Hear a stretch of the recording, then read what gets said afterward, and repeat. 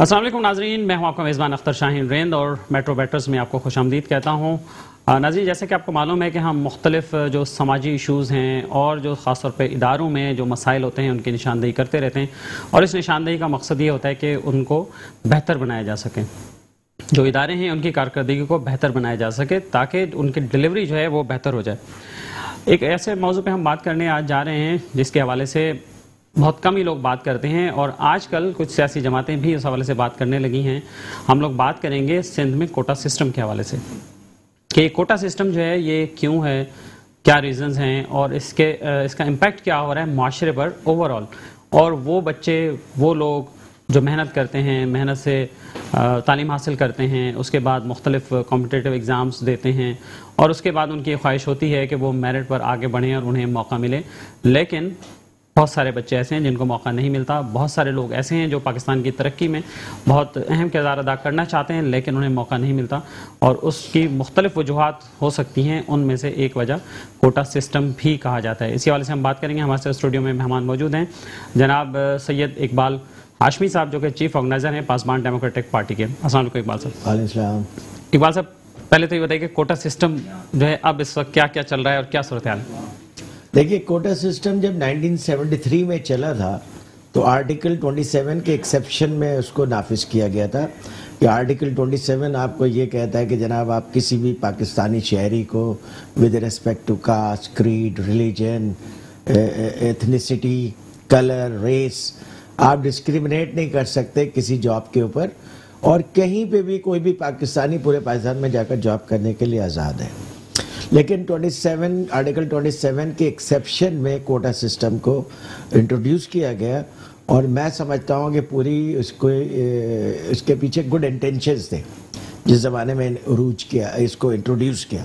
اچھا، good intentions تھے؟ Good intentions تھے، بالکل۔ ریزن اس کے دیکھیے ڈسپیرٹی تو تھی، چاہے آپ سندھ میں دیکھ لیں یا پنجاب میں دیکھ لیں یا بلوچستان میں دیکھ لیں۔ بلوچستان میں ابھی بھی بہت سارے پسماندہ علاقے ہیں، پنجاب میں بھی ہیں، کم ہیں، صوبہ سرحد میں KPK میں بہت سارے پسماندہ علاقے ہیں، ہمارے انٹیریئر سندھ میں ہیں، خود اب کراچی کے بہت ساری جگہیں ایسی ہیں جہاں پہ بہت زیادہ غریب لوگ رہتے ہیں، تو پسماندگی تو ہے۔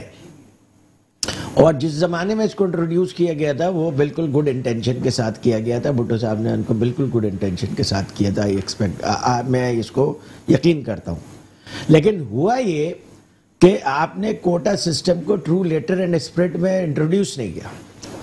مطلب یہ کوٹا سسٹم کا مقصد تھا کہ انڈر پریولیج لوگوں کو اوپر لایا جائے۔ انڈیا میں بھی کوٹا سسٹم ہے لیکن وہ شیڈیولڈ کاسٹ کے لیے ہے، دلیت اور اس طرح کے لوگ جن کو ہزاروں سالوں سے دبا کر رکھا گیا اور وہ بیچارے گرو نہیں کر سکے، تو ان کے لیے ٹھیک ہے۔ وہاں پہ بھی اس پہ شور مچتا ہے کہ بھئی یہ دلیت جو ہے وہ کوٹا پہ آ جاتا ہے اور برہمن جو ہے وہ کوٹے پہ وہ اچھے نمبر لینے کے باوجود نہیں آتا۔ ابھی ایک تصویر آئی تھی جس میں ایک سول سروس پاس کر کے انڈیا میں بندہ آنسو سے رو رہا ہے، اس کے نمبر زیادہ ہیں لیکن کوٹا پہ نہیں آ پا رہا ہے۔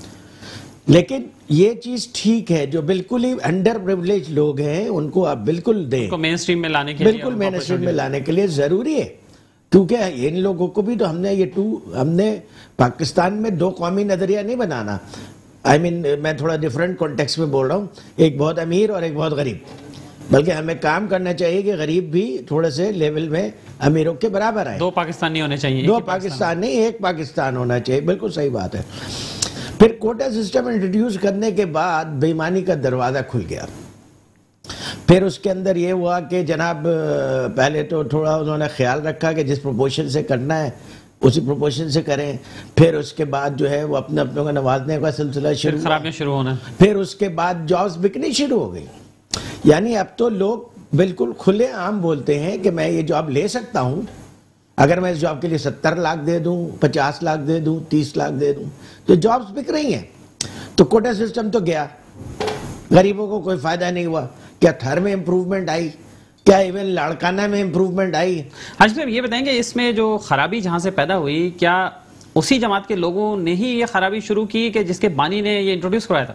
نہیں، یہ پورے پاکستان میں یہ پروسیس ہوا ہے، اور اس میں یہ اس میں پنجاب بھی ذمہ دار ہے، پنجاب میں بھی ہوا ہے، بلوچستان میں بھی ہوا ہے، اور کچھ حد تک KPK میں بھی ہوا ہے، ٹھیک ہے۔ تو مسئلہ یہ ہے کہ پاکستان سندھ تو نمبر 1 ہوگا نا؟ اب میں اس میں اسٹیٹسٹکس نہیں ہے تو یہ کہہ نہیں سکتا، لیکن ایسا نظر آتا ہے، نظر آتا ہے. ٹھیک ہے، کیونکہ میں نے اور دوسرے علاقوں میں یہ نہیں سنا کہ جابس بالکل کھلم کھلا بک رہی ہے، پبلک سروس کمیشن کو ڈیزالو کر دیا کورٹ نے. دکان لگا کے کسی نے نہیں بیچی ہوں گی نوکری. جی، تو یہ تو یہاں تو یہ چل رہا ہے. تو یہ پبلک سروس کمیشن کو ڈیزالو کرنا یہ بہت بڑی بات ہے، اور سندھ پبلک سروس کمیشن کو. پھر آپ دیکھیں کہ کے پی ٹی کا ایڈ آتا ہے تو کے پی ٹی کے ایڈ میں واضح لکھا ہوا ہے کہ every person from Pakistan can apply except Karachiites. تو یہ تو آپ احساس محرومی پیدا کر رہے ہیں. آئی تھنک آپ پی این ایس سی کے ایڈ کے حوالے سے پی این ایس سی کا ایڈ تھا یہ جس کا بتائی. تو اس ایڈ میں دیکھیں آپ، یہ تو کھلی ڈسکریمنیشن ہے، یونائٹڈ نیشن کے چارٹر کے خلاف ہے. اور اگر آپ انٹرنیشنلی دیکھیں دنیا میں تو وہ تو ڈائیورسٹی کی طرف جا رہے ہیں، سوشل انکلوژن کی طرف جا رہے ہیں، ایتھنک کارپوریشنزم کی طرف جا رہے ہیں. نہ صرف ایک آرگنائزیشنز میں بلکہ وہ اپنے ملک میں کہ بھائی جو لوگ مائنورٹیز ہیں، بلیکس ہیں، انڈر پریولیجڈ ہیں، ان کو جاب میں لیتے ہیں. بلکہ وہاں تو انہوں نے اس کو اتنا زیادہ کر دیا ہے کہ اب ریورس ڈسکریمنیشن کی بات ہو رہی ہے. اچھا، گورے کہہ رہے ہیں کہ یار یہ تو ہم پیچھے رہ جائیں گے. ڈونلڈ ٹرمپ کو جیتنے کی ایک بڑی وجہ ریورس ڈسکریمنیشن کا کانسیپٹ تھا. تو یہاں پہ تو بالکل پیور ڈسکریمنیشن ہو رہی ہے. وہ آپ کے آئین کے خلاف ہے، دنیا کے گلوبل قوانین کے خلاف ہے، آپ کے اپنے دین اور مذہب کے خلاف ہے. آپ اگر کوئی جاب کوئی آدمی اس طرح سے لیتا ہے جس میں کہ وہ خرید رہا ہے جاب کو، تو اس کی تو ساری نوکری، ساری زندگی کی انکم حرام ہو گئی. اچھا، پھر جاب خرید کر کے جب جاتے ہیں تو وہ وصول کرتے ہیں.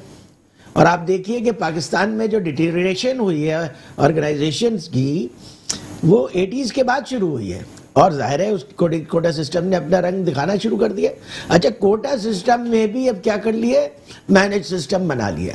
اچھا چلے گریڈ 16 تک آپ کوٹا سسٹم رکھیں اور میرٹ پہ، اس طرح میرٹ پہ رکھیں کہ جتنی پاپولیشن ہے اس کے حساب سے کوٹا رکھیں، جتنے لوگ ہیں اس کے حساب سے کوٹا رکھیں کہ بھئی جس ضلع کے لوگ ہیں وہیں پہ جاب دیں. تو یہ ٹھیک ہے، کیونکہ ظاہر ہے پولیس وہیں کی ہونی چاہیے اور ایڈمنسٹریشن وہیں کی ہونی چاہیے. اس سے بہت سارے حالات بہتر، خاص طور پہ کچھ گریڈ تک، خاص لوور گریڈ گریڈ 16 تک تو ٹھیک ہونا ہے. لیکن گریڈ 17 سے اوپر ڈیسیجن میکنگ کی پوزیشن شروع ہوتی ہیں. اور گریڈ سے جب آپ ڈیسیجن میکنگ کے پروسیسز پہ کمپرومائز کریں گے تو واٹ ڈو یو ایکسپیکٹ کہ بہتری آئے گی. ٹھیک ہے، اب بنگلہ دیش اس وجہ سے بہتر ہو رہا ہے، بہت سارے ریزنز. اس میں ایک وجہ یہ بھی ہے کہ ان کا مونولیتھک کلچر ہے، سارے بنگالی ہیں اور ہزاروں سال سے وہ ایک ساتھ رہ رہے ہیں. تو ان کے یہاں یہ چکر ہے ہی نہیں کہ پنجابی اور پٹھان اور مہاجر اور سندھی. تو وہ اس وجہ سے ان کے ڈسکریمنیشن نہیں ہو رہی ہے.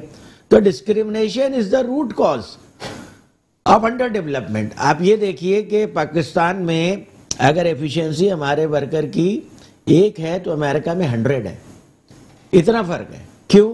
کیونکہ میرٹ کا سسٹم ہے وہاں پہ، اور سسٹم وہاں پہ سپورٹ کرتا ہے. اچھا، پھر آپ نے پروگرامز بھی ایسے بنا لیے ہیں نا کہ آپ لوگوں کو وہ کر بیساکھیاں دے رہے ہیں. کوٹا سسٹم کی ایک بیساکھی ہے کہ جناب لڑکے کو پتہ چل گیا کہ جب تک کہ مجھے یہ بیساکھی ملے گی تو میں چل پاؤں گا، اچھی انسٹیٹیوٹ میں ایڈمیشن لے لوں گا. پھر بیساکھی نہیں ملے گی، رک جاؤں گا. پھر مجھے بیساکھی ملے گی تو پھر میں چلنا شروع کر دوں گا، 17 گریڈ کی جاب کر لوں گا. اچھا، اس کا نقصان سب سے زیادہ اس علاقے کو لوگوں کو ہوا ہے جنہوں نے کوٹا سسٹم اویل کیا ہے. اچھا جی بالکل. آپ پوچھیں مجھ سے کیوں؟ جی اس لیے کہ جب فار ایگزامپل کراچی کی میجورٹی کو پتہ چل گیا کہ جناب میں ہم جو ہے سرکاری نوکری پہ نہیں جا سکتے، ٹھیک ہے، یا کسی اور علاقے کے لڑکوں کو پتہ چل گیا کہ ہم سرکاری نوکری پہ نہیں جا سکتے، تو انہوں نے زیادہ محنت کی اور as a result international jobs کے لیے اپنے آپ کو کوالیفائی کیا ہے. سب سے زیادہ ACCA اور CFA اور CSCP اور PMP اور اس طرح کی جتنی بھی انٹرنیشنل سرٹیفکیشنز ہیں، کمپیوٹر پروگرامنگز ہیں، سافٹ ویئر انجینئرنگ ہے، سب سے زیادہ کراچی کے لڑکے سیکھ رہے ہیں. سب سے زیادہ وہ باہر جا رہے ہیں، ڈالرز میں کما رہے ہیں، ریال میں کما رہے ہیں، اور وہ فورن ریمیٹنس بھیج رہے ہیں. یہ جو بیساکھیوں پہ بیٹھے ہوئے ہیں کوٹا سسٹم کے، ان کو پال رہے ہیں. پاکستان کا سروائیول اس وجہ سے ہو رہا ہے کہ آپ کو ہر مہینے $2 بلین باہر سے لوگ بھیجتے ہیں. اور $2 بلین تو آپ کو بینکس کے ذرائع سے بھیجتے ہیں. اس کے علاوہ $1 بلین ایسے آتا ہے کہ لوگ ایکسچینج کر لیتے ہیں. ٹھیک ہے بھائی تم یہاں پہ میری فیملی کو دے دو, میں وہاں پہ ڈالر میں تمہارے بچے کو اسکول کی فیس دے دوں گا. تو $1 بلین وہ بھی ہے. تو یہ سب سے بڑی ایکسپورٹ آپ کی ہے مین پاور. مین پاور کس چیز پہ چلتا ہے؟ ٹیلنٹ پہ چلتا ہے.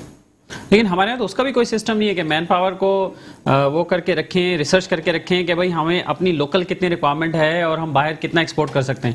ہمارے یہاں تو بس ادارے اگر نام کے ہی ہیں, برائے نام, تو کوئی آج تک انہوں نے کوئی ایسی پالیسی تو جاری نہیں کی کہ ہمیں 1 لاکھ ٹیکنیشین چاہیے, 1 لاکھ الیکٹریشین چاہیے, ہمیں کوئی اس طرح سے لوگ چاہیے. کہاں سے جاری کریں گے؟ ان کو پتہ ہی نہیں ہے. آپ نے کوٹا سسٹم کے اوپر گریڈ 17 پہ ایک ایسے آدمی کو لیا جس کی ڈیسیجن میکنگ کی کیپیبلٹی کم ہے. پھر اگلے گریڈ میں پھر کوٹا ہے, تو ان میں سے بھی جو اور نالائق ہے وہ جاتا ہے. پھر اگلے گریڈ میں پھر کوٹا ہے, ان میں سے بھی اور نالائق ہے وہ جاتا ہے. تو جو آپ کا ڈیسیجن میکر ہے وہ سوری ٹو سے نالائق ترین آدمی ہے, اس کو پتہ ہی نہیں ہے. یہ تو 60s میں 70s میں ہوتا تھا کہ بیوروکریٹس مشہور ہوا کرتے تھے, جناب فلاں بیوروکریٹ ہے, وہ جناب اس کی پالیسی ہے یا اس طرح کی چیزیں ہیں. وہ ہمارے ایک بیوروکریٹ NED یونیورسٹی کے ابوالکلام صاحب یونیورسٹی رہے, میرے وائس چانسلر رہے, 89 ایئرس کی ایج تک کام کیا, کیونکہ ان کے اندر اتنی کیپیسٹی تھی, صلاحیت تھی کہ اس کو مسلسل یوٹیلائز کیا گیا. لیکن یہ مثال ہمارے یہاں ایکسیپشنل ہے. ہمارے یہاں جو میرٹ پہ لوگ بیٹھے ہوئے ہیں ان کو لوگ نہیں استعمال کرنا چاہتے ہیں, بونے ہیں وہاں پہ آرگنائزیشن میں, ڈرتے ہیں. میں آپ کو بتاتا ہوں کہ ایک پبلک سیکٹر آرگنائزیشن کے اندر چیئرمین کے انٹرویوز چل رہے تھے اور میں اتفاق سے اسے پارٹیسپینٹ تھا. 1.5 منٹ کا انٹرویو لیا ہے میرا, بورڈ اتنی جلدی میں تھا. اب 1.5 منٹ میں کیا پوچھ سکتے ہیں؟ آپ چیئرمین سلیکٹ کریں گے, آپ چپراسی نہیں سلیکٹ کر سکتے 1.5 منٹ میں. اس کو بھی آپ بٹھا کر کے 4-5 منٹ بات کریں گے. ٹھیک ہے, ابھی PSO کا مینیجنگ ڈائریکٹر منتخب ہوا ہے, بالکل چور دروازے سے آیا ہے, بےمانی سے آیا ہے. ٹھیک ہے, وہ چیف ایگزیکٹو ہے, ابھی اس نے کبھی چیف ایگزیکٹو کے طور پہ کام کیا نہیں ہے زندگی میں. ایسی بہت ساری مثالیں مل جائیں گی. اور پاکستان کے سب سے بڑے ایسٹ بیسڈ آرگنائزیشن کا آپ نے اس کو چیف ایگزیکٹو بنا دیا. اسی طرح PIA کی مثال ہے اور دوسرے آرگنائزیشنز کی مثال ہے کہ آپ جس آدمی کو لانا چاہتے ہیں اس کے مطابق آپ ایڈورٹیزمنٹ بناتے ہیں. اس سے عام آدمی کی زندگی پر کیا اثر پڑا؟ عام آدمی مایوس ہے.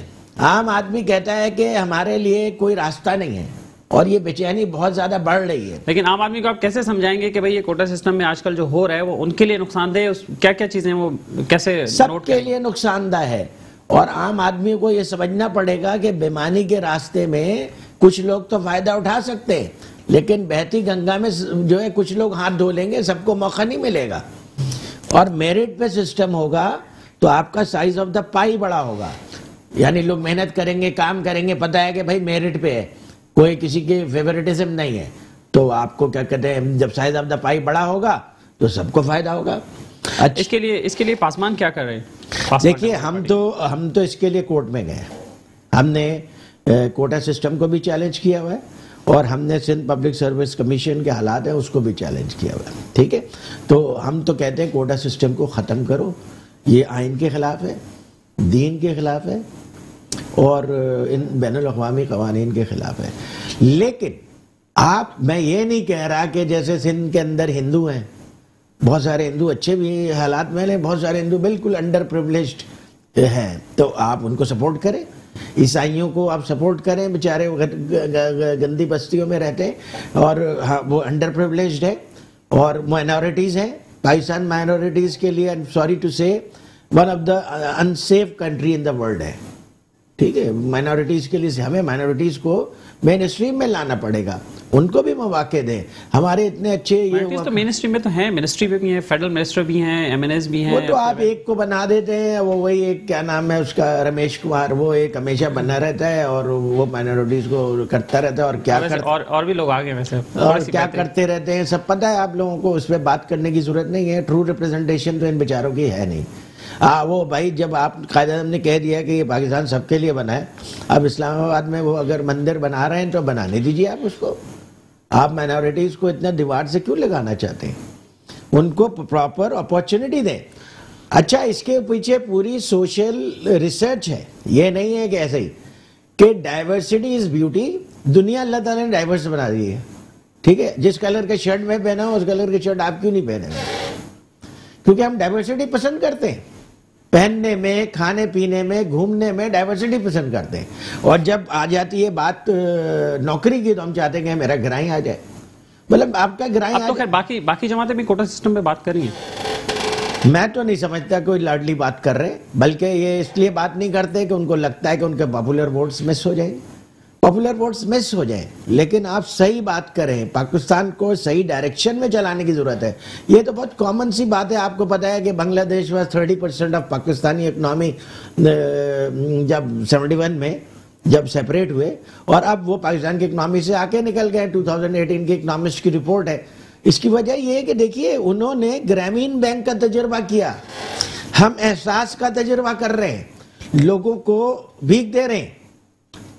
آئی ایم سوری، کچھ لوگوں کو ناگوار گزرے گا، میں معافی چاہتا ہوں.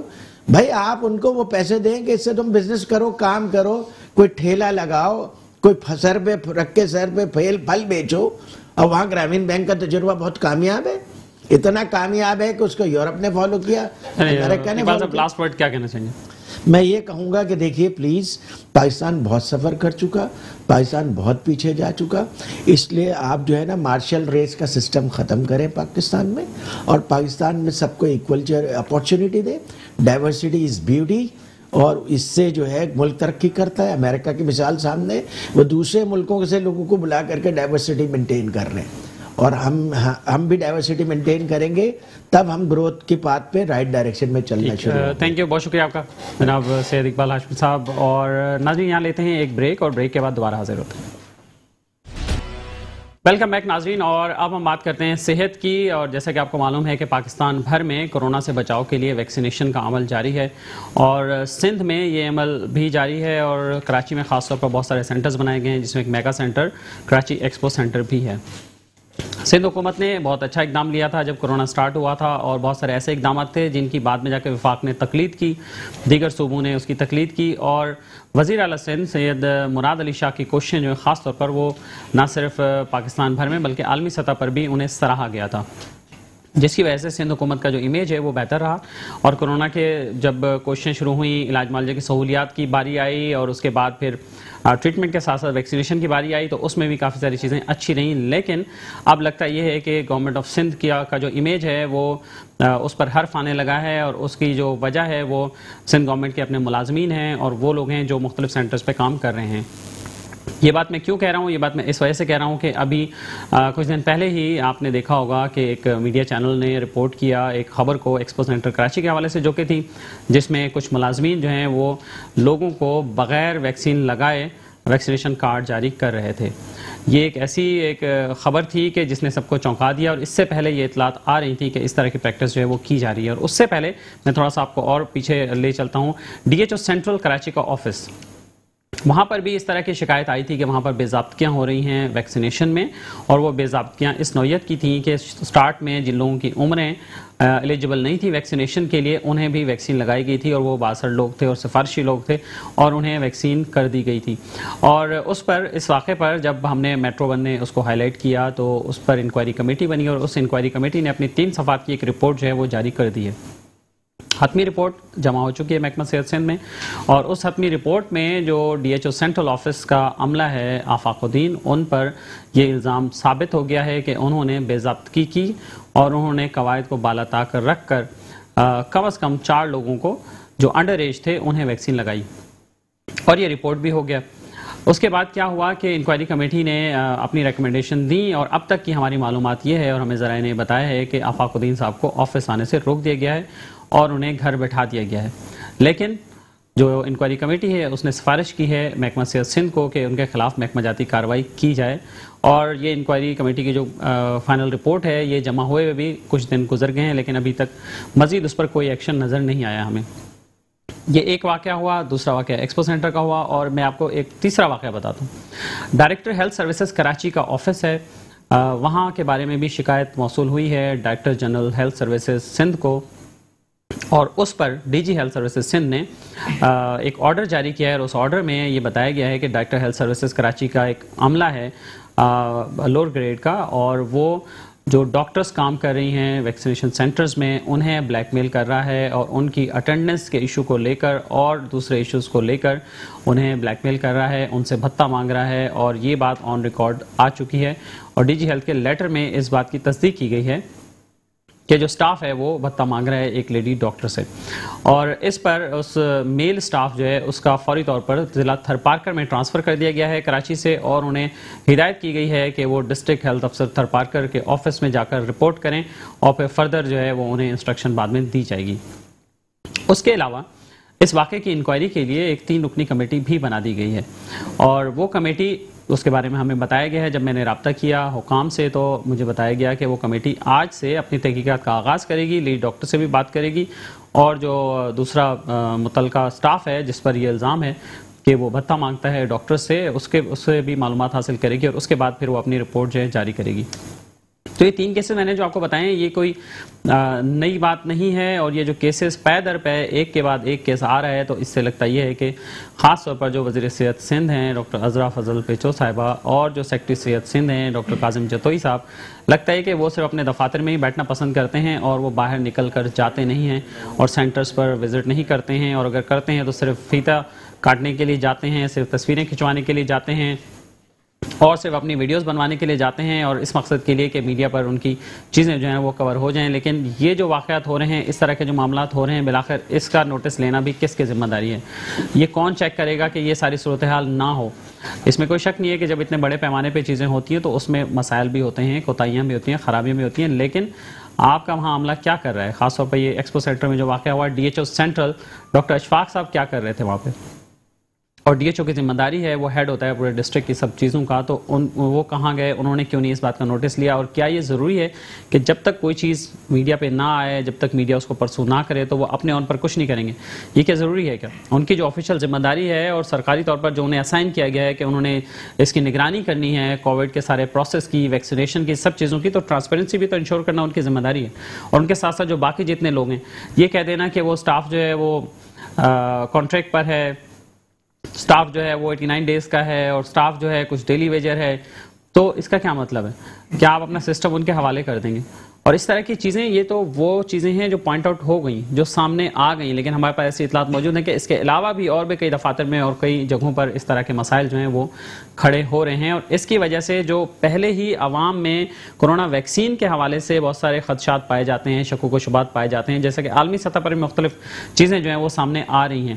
میجورٹی تو اس ویکسین کو پروموٹ کر رہی ہے اور اس ویکسین کے حق میں، اور عوام بھی ویکسین لگوا رہے ہیں، سرکاری ملازمین ویکسین لگوا رہے ہیں، اور آپ ان کے لیے لازمی بھی قرار دے رہے ہیں، چیزیں کریں، لیکن اس کے ساتھ ساتھ یہ اس طرف کون دیکھے گا کہ جب ایسے معاملات ہوں گے تو عوام کا جو اعتماد ہے وہ کیسے خراب ہوگا، اس کو کیسے ٹھیس پہنچے گی، اور اس سے جو کارکردگی ہے حکومت سندھ کی اس پر بھی سوالیہ نشان اٹھے گا۔ تو یہ سارے معاملات بھی ہیں جس کی طرف محکمہ صحت سندھ کو دیکھنے کی ضرورت ہے۔ اور ناظرین، یہاں لیتے ہیں ایک بریک، اور بریک کے بعد دوبارہ حاضر ہوتے ہیں۔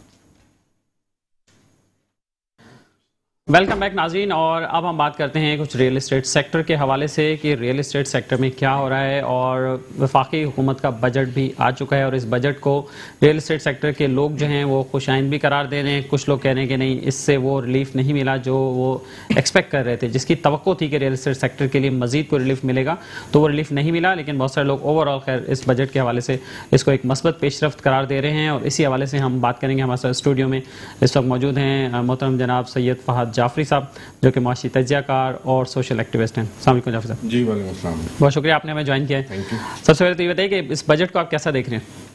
سر بجٹ اوور آل اچھا بجٹ ہے۔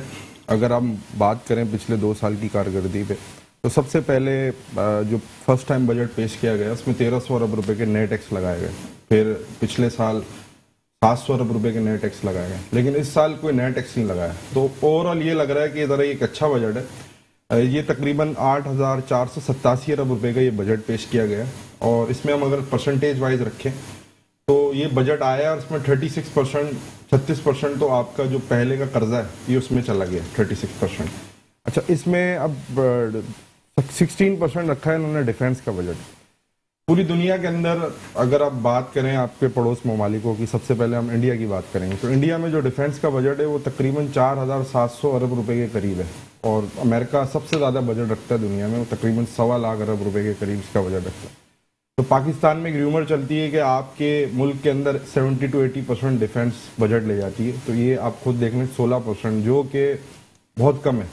تو 16% ڈیفینس کا بجٹ رکھا گیا ہے. اس کے بعد جو ہے آپ کی جو پینشنز ہیں، آپ کی جو گورنمنٹ آفیسرس کی جو تنخواہیں ہیں، اس میں 10% انکریز کیا گیا.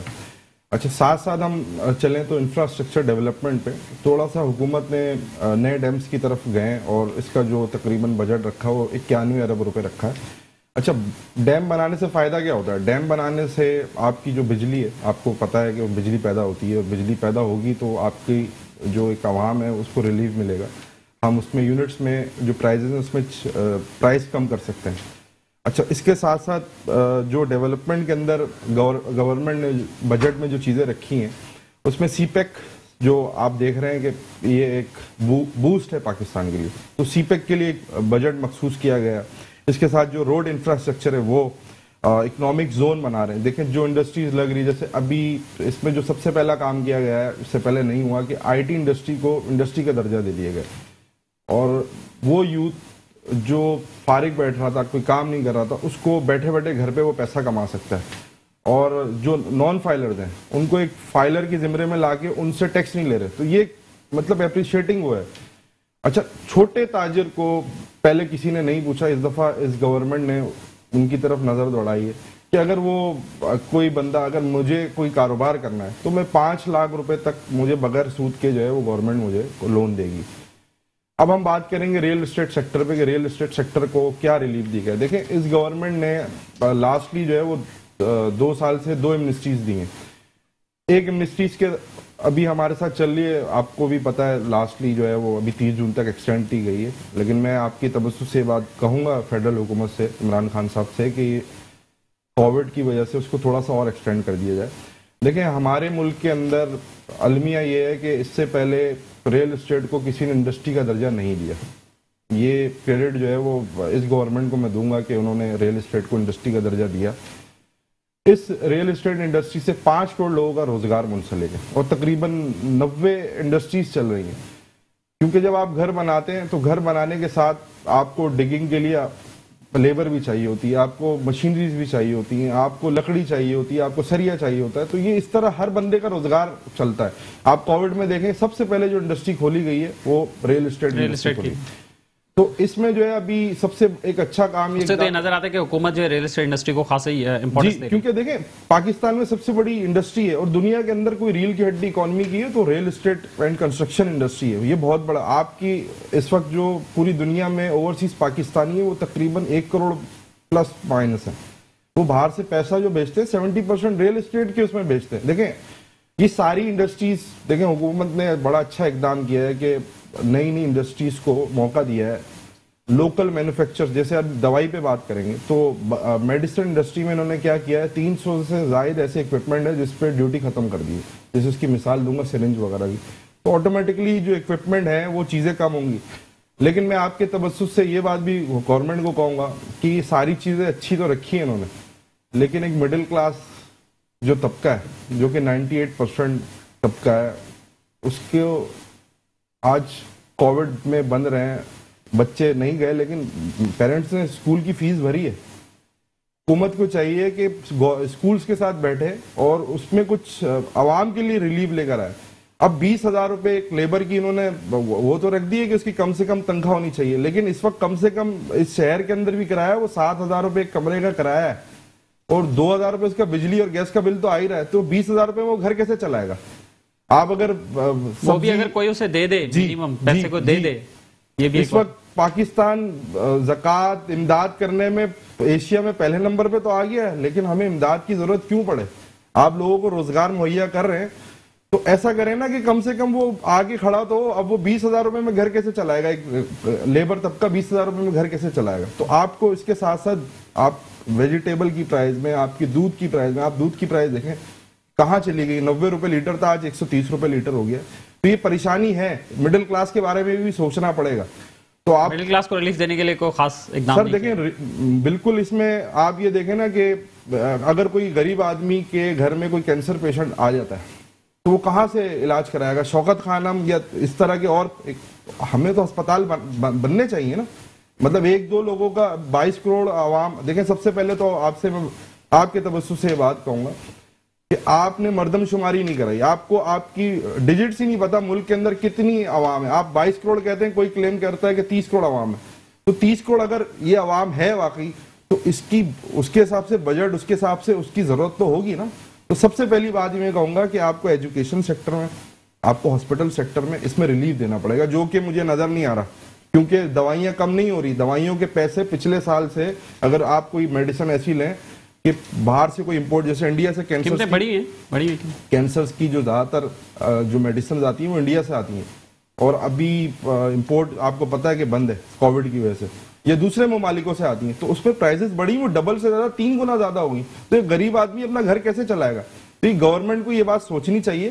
اور ساتھ ساتھ ٹھیک ہے اچھی چیزیں لگ رہی ہیں ہمیں کہ بجٹ بہت اچھا دیا ہے اور ساری چیزیں, لیکن اس میں امپلیمنٹ کتنا ہوتا ہے یہ بھی ہمیں دیکھنا پڑے گا. تو یہ سب چیزیں جو ہے نا, ہمیں دیکھیں, ہم کاروباری, ہمارا جو طبقہ ہے, میں کاروبار کر رہا ہوں, یہ میرے جیسے اور بھی لوگ یہاں پہ کاروبار کر رہے ہیں, یہ ہماری بھی ایک ڈیوٹی ہے کہ ہم اپنے ان لوگوں کا خیال رکھیں جو چاہے وہ ہمارے رشتہ دار ہوں, ہمارے ریلیٹیوز ہوں, جو کہ اس وقت اگر آپ دیکھیں نا 35% جو لوگ ہیں وہ غربت کی لکیر سے نیچے آ گئے. تو غربت میں بھی دن بدن کمی آ رہی ہے. اچھا یہ بتائیے, آپ خود بھی ماشاءاللہ ایک نوجوان تجزیہ کار ہیں, یہ بتائیں نوجوان خوش ہیں, میجورٹی نوجوان خوش ہیں؟ سر دیکھیں, نوجوان کے لیے اچھا پیکیج رکھا ہے. جیسے آپ یہ دیکھیں کہ آٹو موبائل انڈسٹری کے اندر انہوں نے گاڑیوں کے اوپر جو لوکل مینوفیکچر ہے اس کو کہا ہے کہ اگر 850 cc جو گاڑی ہے جو یہاں پہ بن رہی ہے اس کو ٹیکس ایگزیم کر دیا انہوں نے. اچھا میں اگر کوئی لوہا باہر سے منگا رہا ہوں, لوہا باہر سے منگوا کے پہلے مجھے 20% ٹیکس دینا پڑتا تھا, تو اب را مٹیریل کو انہوں نے 15% ایگزیم کر کے 5% ڈیوٹی لگا دی اگر میں یہاں پہ اس سے انڈسٹری میں اس کا کام دے رہا ہوں. تو چیزیں تو چینجمنٹ کی ہے انہوں نے, لیکن پھر میں یہ بات کہوں گا کہ یوٹیلائز کیسے, کہ اب گورنمنٹ نے آئی ٹی سیکٹر کو انٹروڈیوس تو کرا دیا, لیکن ہمیں کم سے کم جو نیا یوتھ ہے ان کو یہ تو بتائیں کم سے کم کہ آپ کو پیسے کیسے کمانا ہے. جیسے دنیا کے اندر ہوتا ہے, دنیا کے اندر آپ ایگزیبیشنز ہوتے ہیں جہاں پہ گورنمنٹ آفیشلز آتے ہیں, تو کم سے کم ان کو بتائے تو یہ آپ کیسے پیسہ کما سکتے ہیں. ویسے آپ کیا دیکھ رہے ہیں جو اقدامات ابھی ہو رہے ہیں, یہ پچھلی ماضی کی حکومتوں میں بھی ایسا دیکھنے میں آ رہا تھا؟ سر دیکھیں, ماضی کی پچھلی دفعہ آپ دیکھیں نا کہ جیسی نئی حکومت آتی ہے وہ پچھلے والے پہ بلیم کرتی ہے کہ پچھلا والا برا تھا اور میں اچھا ہوں. تو چیزیں, غلطیاں تو ان سے بھی ہوئی ہیں, انسان غلطیوں سے سیکھتا ہے, لیکن ہمیں ہوپ رکھنی چاہیے کہ آگے ان فیوچر جو ہے نا سب چیزیں اچھی ہوں گی. اور سب سے بڑی بات, سندھ, ابھی ہم سندھ کی بات کریں گے, سندھ ابھی بجٹ پیش کرے گا کل, تو میں آپ کے توسط سے یہ بات کہوں گا کہ سروس ٹیکسز 20 سے زیادہ شعبہ جات میں 5% کیے ہیں پنجاب میں. جیسے ہم اپنی ریئل اسٹیٹ کی بات کریں, آپ کی ریسٹورنٹس کی بات کریں, آپ کی جو بیوٹی پارلرز ہیں, اس میں انہوں نے 5% کیے ہوئے. یہاں پہ سروس ٹیکس آپ وہی جو ہے نا اپنے حساب سے جو ان کا ہے وہ اسی طرح بھر رہے ہیں, اور اسی وجہ سے آپ کو SRB جو جمع کراتے ہیں گوشوارے وہ کم سے کم ہے سندھ کے اندر. تو میں آپ سے کہوں گا کہ سندھ کو چاہیے کہ ریلیف دیں, یہاں پہ بھی 5% کر دیں, شرح کم کریں تاکہ زیادہ سے زیادہ ان کے ریونیو جنریٹ ہو نا, زیادہ سے زیادہ ریونیو جنریٹ ہو. تو یہ آپ کے لاسٹ میسج کیا دینا چاہیں؟